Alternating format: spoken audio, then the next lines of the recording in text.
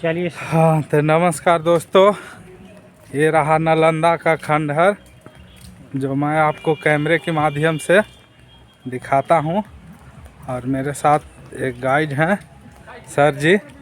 क्या नाम हुआ सर मेरा आपका? नाम संजय कुमार है सर। अच्छा, चलिए मैं इनके माध्यम से आपको सारा खंडहर घुमाता हूँ। आज से 1600 साल पहले न सर, पूरे एशिया महादेश में 3 विश्वविद्यालय होता था। अच्छा। एक जो है ना सर तक्षशिला, हाँ। पाकिस्तान के रावलपिंडी में। हाँ। नालंदा सर यहाँ जिसको आप देखने जा रहे हैं। और विक्रमशिला जो थी ना सर, बिहार के भागलपुर जिले में। हाँ। जिसका स्थापना 8वीं शताब्दी में पाल राजा धर्मपाल ने किया था। ये नालंदा शब्द जो है ना सर, 2 शब्द के मेल से बना है। एक नालम और दूसरा दा। नालम का मतलब ना सर कमल, जो कि ज्ञान का प्रतीक है। और दा का मतलब सर दान करना, देना। यानी सर वैसा स्थान जो ज्ञान दान देता है, उस स्थान को नालंदा कहा जाता है।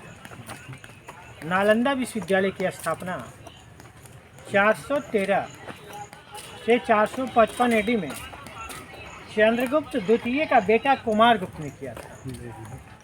जिस समय कुमारगुप्त नालंदा का स्थापना किया था, उन्होंने जो एरिया लिया था उत्तर से दक्षिण 10 किलोमीटर लंबा, पूरब से पश्चिम 5 किलोमीटर चौड़ा।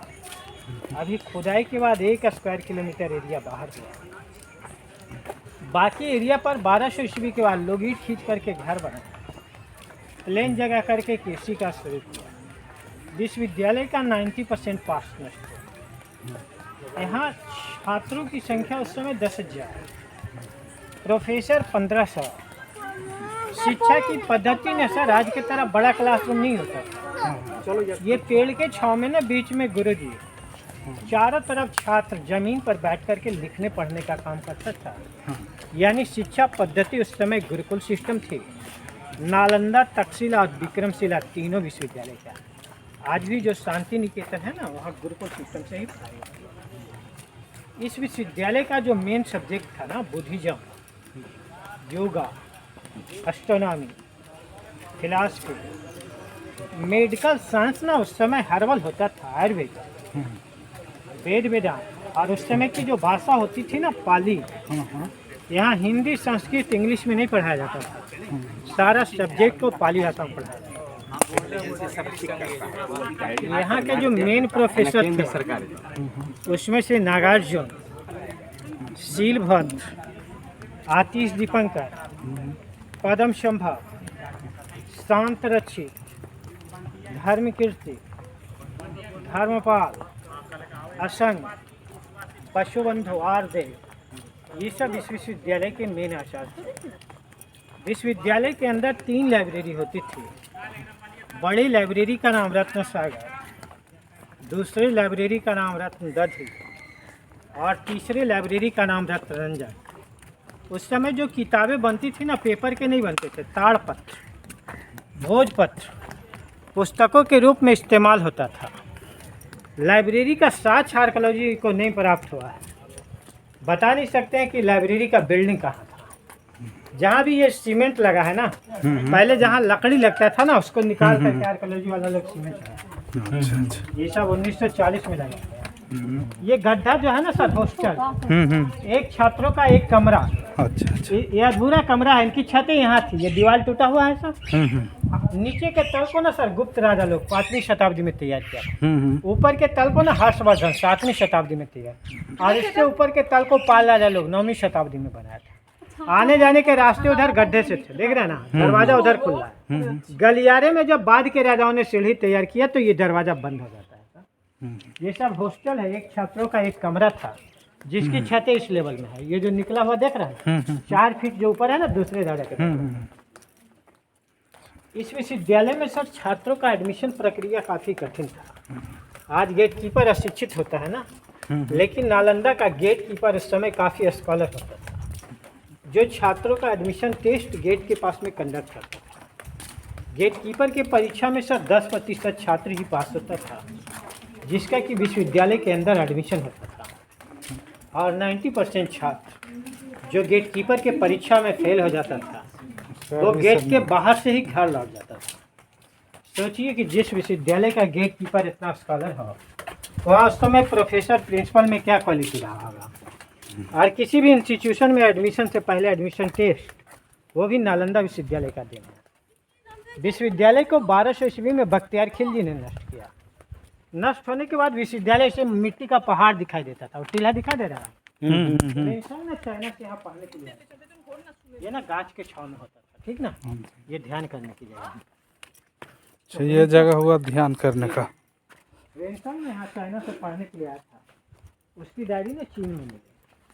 वेंसंग की डायरी का जब अध्ययन किया ना ब्रिटिश इतिहासकार अलेक्जेंडर कनिंघम, उसे लगा कि ये चाइनीज आदमी जो लिख रहा है ये बिल्कुल गलत लिखा है, क्योंकि उस पर बिलीव नहीं था कि ऑक्सफोर्ड और कैम्ब्रिज से पहले दुनिया में कोई यूनिवर्सिटी होगी। जब देखने के लिए आया ना तो पूरा विश्वविद्यालय मिट्टी से कवर था। जैसे हड़प्पा और मोहनजोदड़ो जमीन के खुदाई से निकाला गया है, वैसे नालंदा भी खुदाई से। ये दोनों साइड ना सेल्फ है जहाँ बुद्ध मूर्ति होता था। अच्छा अच्छा, यहाँ पे बुद्ध मूर्ति जी जी, छात्र ना प्रे करता था बुद्धम शरणम गच्छामि। यहाँ पे बुद्ध मूर्ति और यहाँ पे बुद्ध मूर्ति। जी, यहाँ ना लकड़ी का दरवाजा था ना, ये जो ईंट पिघल रहा है काला हो रहा है, हाँ हाँ, ये बतलाता है ना कि बख्तियार खिलजी यहाँ आग लगाया था। अच्छा अच्छा जो 6 महीने तक जलता रहा। ये सब जलने का स्थिति है। अच्छा अच्छा। नालंदा विश्वविद्यालय में ना सर नाली व्यवस्था काफ़ी उन्नत होती थी। नाली सब उस समय का है ना, बोल दिया सीमेंट बाद में लगा। हाँ? ये हुआ यहाँ का नाली। नाली, हाँ। ये दोनों कमरा सर यूरिन पर्पस में यूज होता था। उधर देखो, उधर यूरिन, समझ रहा ना। ये नालंदा का नाली व्यवस्था और इंडस वैली का नाली व्यवस्था, सिंधु घाटी का, दोनों का नाली व्यवस्था एक तरह का होता था। उस समय सीमेंट के जगह पर मसाला जो उपयोग होता था ना, चूना, सुरखी, बाली, गन्ना जूस, बेल जूस, सूरत दाल, ऐसे हर्बल पेस्ट में दीवार तैयार होता था। और दीवार की मोटाई जो थी ना, ये 6 फीट मोटा दीवार है। दीवार की मोटाई 6 फीट। जी, जो कमरे को ना गर्मी में गर्म होने देता था, अच्छा अच्छा। न ठंड में ठंडा। कमरा ना हर मौसम में एयर कंडीशन का काम करता था। एक छात्र का एक घर है ना जिसका छत टूट गया, ये सेल्फ ना लैंप पोस्ट होता था। लैंप जलता था ना केस्टर ऑयल में। और किताब ना ताड़ पत्ता, भोज पत्ता का पोथी। पेपर का आविष्कार चाइना में हुआ था ना, पेपरिस घास से। इधर कोई भी सामान रखने का, ये रूम ऐसे रहता था। हाँ, ये लकड़ी का दरवाजा था ना, डोर स्टॉपर दरवाजा लग। छत था, टूट गया है। विश्वविद्यालय जो था ना पूरे संसार में बुद्ध धर्म के प्रचार प्रसार का केंद्र रहा। भगवान बुद्ध अपने रिलीजन को लेकर के चीन, बर्मा, तिब्बत में गए थे। उधर से जब छात्र यहाँ पढ़ाई के लिए आते थे, जो मेडिकल साइंस पढ़ के घर लौटता था ना, अपने देश में आयुर्वेदिक डॉक्टर का काम करता था। जो एस्ट्रोनॉमी पढ़ के घर जाता था, एस्ट्रोलॉगर का काम करता था। लेकिन जो बुद्धिज्म पढ़ के घर जाता था, अपने अपने देश में बुद्ध धर्म का प्रचार प्रसार करता था। दक्षिण पूर्व एशिया में जो बुद्धिज्म फैला, नालंदा के छात्रों के द्वारा। अभी जो पिलर बनता है ना सीमेंट, उस समय ना पत्थर का पिलर बनता था, जिसके ऊपर ना छत होती थी। ये स्टेज ना क्लासरूम, यहाँ बीच में गुरुजी बैठते थे। गुरुजी के चारों तरफ स्टेज के ऊपर छात्र बैठ करके लिखने पढ़ने का काम करता था। गुरुकुल सिस्टम में ऐसे मिट्टी का चबूतरा ना पेड़ के छांव में तैयार था, जहाँ बारिश में ना पढ़ाई बाधित होती थी। बाद के राजाओं ने जब पिलर के ऊपर छत बनाया, यहाँ बारिश में पढ़ाई सुचारू रूप से चलती थी। हर हॉस्टल में ना एक कुआं था पानी पीने का जगह, कॉर्नर में। अच्छा। अभी तक जो कमरा हमने देखा है, सारे कमरे का छत टूट चुका है। वहाँ जो 2 कमरा आप लोग देखेंगे ना, 1600 साल पुराना छत बचा है। अच्छा। खुदाई के समय उन दोनों कमरे से जला हुआ चावल मिला है, जो ये बताता है ना कि दोनों कमरा अनाज गोदाम था। चावल हम लोग उस कमरे में चल सकते हैं? हाँ, जाएंगे, रुकेंगे। अच्छा। ये पत्थर सर माई का पत्थर है, यहाँ देखेंगे। ये कमरा ना बुद्ध मंदिर, ये सनलाइट और मून लाइट को रिफ्लेक्ट करके ना इस कमरे को रोशनी देता था। ये पत्थर चमक है, धूप आने से पता चलता है। जब जिस समय अमेरिका, यूरोप के लोग शिकारी जीवन जीता था ना, नालंदा के लोग रिफ्लेक्शन टेक्नोलॉजी का उपयोग करने। देखिए धूप कमजोर हो जाता है, कमजोर हो जाता है। दोनों पत्थर में चमक है। ठीक से आप उधर से छत और कुआं देख के आएंगे। जाइए। ये दोस्तों आप लोग के छत और कुआं दिखा देता हूँ।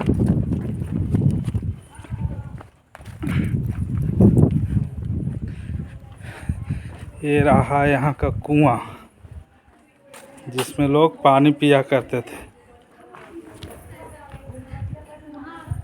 पानी अभी भी है, बहुत गड्ढा है यार। और ये 2 रूम का छत अभी फ़िलहाल बच रहा है।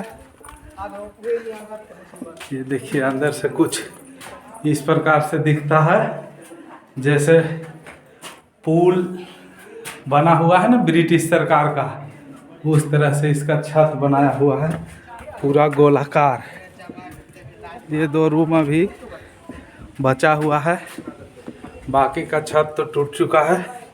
ये रहा।